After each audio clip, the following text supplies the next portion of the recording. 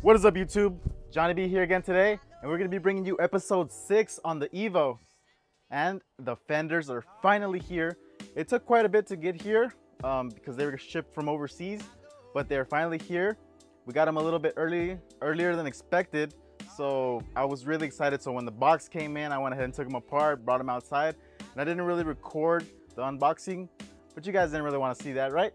So without further ado, let's get into fixing the fenders to making them look nice for the Evo, also painting them.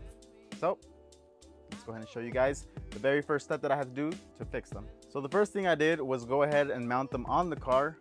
Obviously that they're fiberglass products. They're not going to be perfect as with any fiberglass product that you get. So I went ahead and test fitted them on there first, making sure that everything lined up. I did have to re-drill some holes to make the fenders sit on the car properly, line up with the hood, etc. But there was also some little cosmetic things that needed to be addressed. For example, a lot of the edges were not smooth.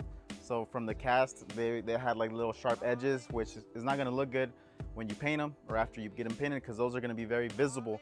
So I had to smoothen out all the edges, and then it had some holes on from like some Barajas canards that go on the side of the fender behind the wheel. We didn't get those just because we don't have the side skirts that go with this. I'm gonna be using the same OEM side skirts. So since I'm not gonna need them, I went ahead and shaved off the holes just so we don't have the issue of just two protruding holes just showing up there. Also, on the fender where it meets the bumper piece, because this is technically a wide body kit for the front, since I just ordered the front pieces. There's like little pieces that go on the bumper, and when that lines up with the fender, they were not perfectly. The gap was weird. One of them had like a little bit too much sanding done, so I had to go ahead and fix that. So I used a chemical or a bonding agent, I guess you can say, called glaze. It's kind of like a Bondo, but it's a lot stronger. It's a lot better, easier to work with, for me at least. And it's perfect for making all kinds of shapes of anything that you want, anything that you want to fix, anything you want to cover. As long as you sand down the thing that you're going to put it on properly, it's going to adhere to it really well, and it kind of feels like a rock once it dries up, so that's pretty cool. It uses both the actual glaze, and then it uses a hardener to achieve this, so it dries up like that. So it's pretty cool to work with. So that's what I ended up using for the little corner pieces. Also, the fender on the driver's side had a little crack, I guess from shipping or whatnot, so I went ahead and fixed that with that, sanded it all down.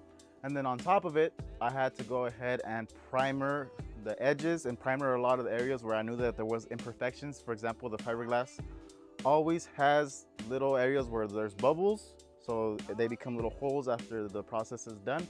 So I went ahead and primered all that, sealed off all the holes, sanded them all down. And now, on to painting them.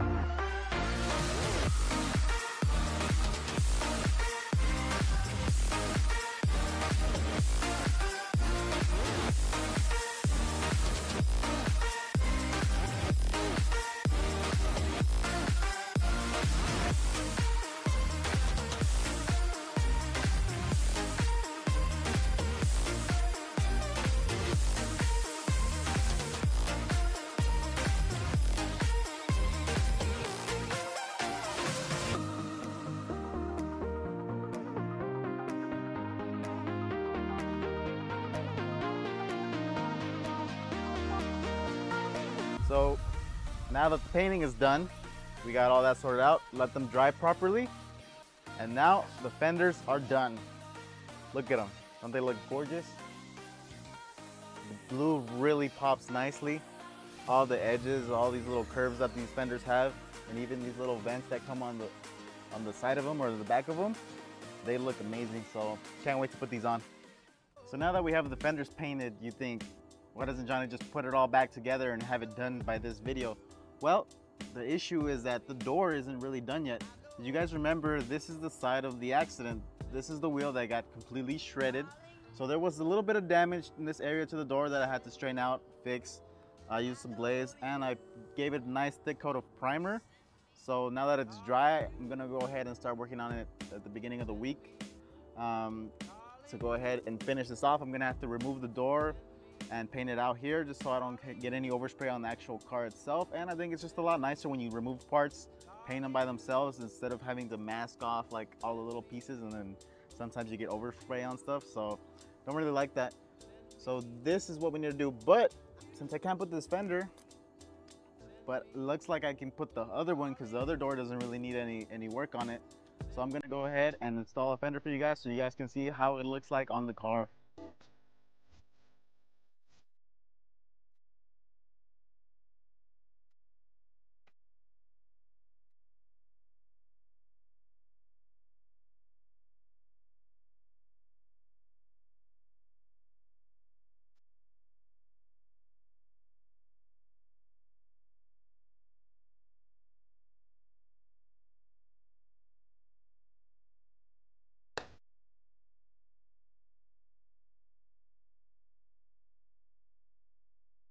All right, so it's looking good. Fitment is good, obviously, since I tried it before I went ahead and painted them.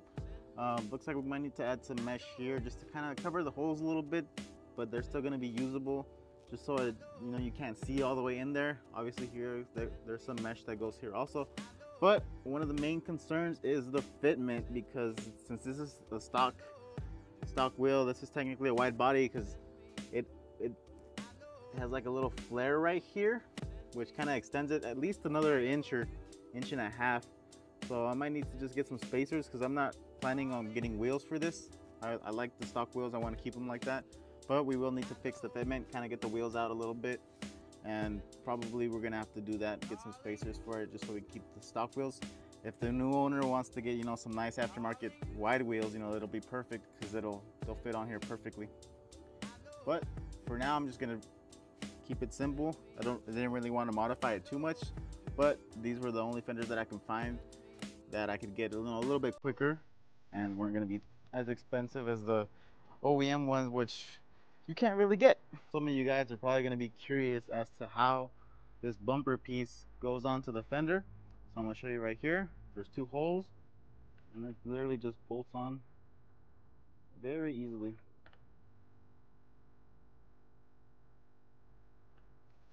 Giving it that nice look.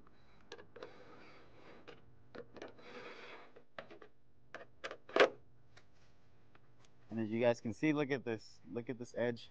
It came out like almost perfect after I fixed this. It's nice and smooth. There's like the same amount of gap everywhere, so it just gives it a nice clean edge. All right, so this nice line right here between the fender and the hood is a product of me actually test fitting it first, modifying some of the mounting holes, and just kind of making sure that the fender fit properly even before I painted it. So that's how you want, when you're putting a car back together, you want all the nice edges and lines and gaps and everything to just be as close to perfect as you can, because obviously they're never going to be perfect after you've messed with them before, like they come from factory, but you can get them as close as you can to perfect so the car looks good, it looks clean, it looks presentable, and it's looking amazing so far. It's come a long way from it being how it was the very first episode. All right guys, that's gonna be it for this video. Obviously we got quite a big progress done from getting the fenders from it being completely bare and no parts on it whatsoever. So now the fitment is looking really good. I'm really happy with it. So the only thing that I need to do is go ahead and finish fixing that door, get it painted up, and then probably by next episode should be the finale. The only thing that I'm actually gonna be waiting for are some quick latches, which are going to be holding on the bumper in this area, since the bumper doesn't really you know, work well with the Varus fenders because they're made for the Varus front bumper. That's the reason, that's the whole reason why I had to modify these little bumper pieces right here. And I had to modify the bumper a little bit, cut off the edges. So the only way that the bumper is gonna mount to this fender are with quick latches. So I'm gonna be waiting on those. Not sure how long that's gonna take, but you know, all the main parts and main components are gonna be here. The door should be painted, so the car should be pretty much put together. Apart from that, the part where the bumper fits with the fender. So I'm gonna go ahead and try to see if I can mount these bumper pieces to the actual bumper, and then obviously when they get bolted, they're gonna hold everything together. But just for extra safety, I wanted to get those quick latches. So I went ahead and ordered them. I don't know exactly when they're gonna get here because they're coming from quite a bit, you know, far away. So we're gonna be waiting on that. And then also I'm gonna need to figure out what type of spacers I want for the car, just so the wheels, you know, are flush with the fenders. Gives it that extra nice stance, I guess, look. I'm not gonna lower the car. It's still on factory suspension because, you know, it's a rally car. Like, why would you lower a rally car? But if you really want to see something like that, you know, maybe whenever I sell it, you guys can follow the owner. If I do end up selling it, but of course I'm gonna want to enjoy it for a little bit, maybe do a couple more videos with it. But I do want to show you guys the finished product of how the car was, you know, before and then how it is now. So very exciting to get a project finished up like this. So hope you guys enjoyed the video, and as always, you guys have a great day.